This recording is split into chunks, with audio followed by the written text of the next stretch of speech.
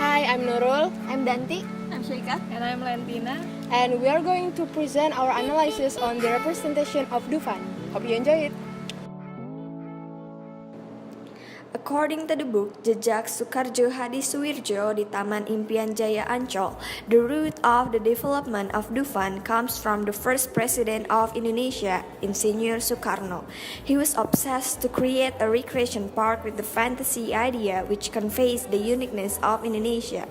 Soekarno was inspired to build a recreation park after visiting Disneyland in Anaheim, California. Thus, Soekarno mandated Dr. Sumarno, who at the time officiated as the governor of Jakarta, to start develop a recreation park in the shore of North Jakarta. In 1985, Dufan was built. As its name, Dunia Fantasi, Dufan is designed with rides that invite its visitor to fantasize. The most apparent is Dufan inviting its visitor to fantasize being at some countries such as America, Europe, Greece, and many more. It is strengthened and supported by the architecture and the nuance of the area. The park divided into 8 areas. Consists of Indonesia, Jakarta, Asia, Europe, America, Greek, Hikayat, and Kalila. Kawasan Jakarta is the front area of Dufan. This area brings the visitors to fantasize the atmosphere of Jakarta in the past. There is a miniature of Fathahillah Museum with its classic 17th century Baroque building architecture. Kawasan Asia shows some countries in Asia such as Japan, China, India, and Thailand. Biang Lala built with Thai-style architecture and ornaments. Kora Kora is a pirate's boat swinging that is built with the Chinese style. Fantasy Hikayat depicts a story or a fairy tale. The architecture of the building follows the theme of the story. The design one of the rides, theater simulators, used the icon of Egypt which gives the vibe of Middle East. The Greek area is an area of Greek landscape theme. The hallmark of this area is its architecture is a feature of the Roman Empire with its human sculpture extant. Kawasan Eropa is about anything that is related to Dutch, the airplane that is used to represent Europe, showing how advanced the technology in Europe is. Also, the use of windmills in the representation of Europe shows the centralized idea of Indonesians' perception toward Dutch and the whole Europe. Next to Kawasan Eropa, there is Kawasan Indonesia. This area is an Indonesian theme area which applies several elements of Indonesian ornaments such as statues and reliefs. There are also stupas of Borobudur Temple replica in Tornado Ride. Kawasan America is an American theme area which represents the Wild West period, which can be seen from the material used in the form of wood. For example, in country style of Victor Village, wooden barrels and horse-drawn cowboy trains. The Niagara Sled, a wooden-shaped boat that travels along the stream, then climaxes, rises 30 feet high, plunges as if splashing along a river waterfall in America. Kawasan Africa is an area that presents the concept of wilderness area of the African continent, which is full of unique animals. The hallmark of this region is the rides Balada Kera or Monkey Theater.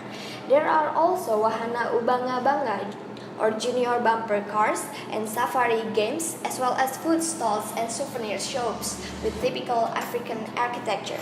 Kawasan Kids Fantasy has been associated with 20th century folks to create some kind new rides such as Ice Age, making visitors feel like in the universe of Ice Age movie, and Hello Kitty to make the visitor fantasizing the being in Hello Kitty world.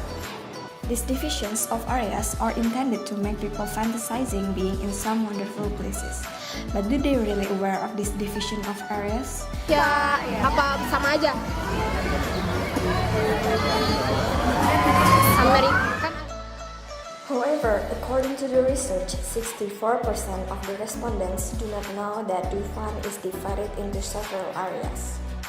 Some rides in Dufan have been attempted to promote Indonesian culture. This could be one of the strategies of Dufan to promote Indonesian culture and to foster a sense of nationalism for the local tourists as what Sukarno has intended when he initiated Ancol. Such attempts are seen from how Dufan naming on most rides with local names. For example, Halilintar for roller coaster. Halilintar in Indonesian means lightning. Kora-kora for swinging ships. A kora-kora is a traditional canoe from the Maluku Island, Indonesia. Turanga-ranga for a carousel. Turanga in Indonesian means horse. Another localized name is Biang Lala for Ferris wheel. Laga-lagon and Ubangga-bangga for boom boom car, and alap-alap for small version of roller coaster. More importantly, the main representation of Dufan is the mascot. But does people really aware that the mascot is actually a bekantan which represent Indonesia? Kayak singkat tapi kayak bagus. Tahu nggak? Ya tahu. Apa?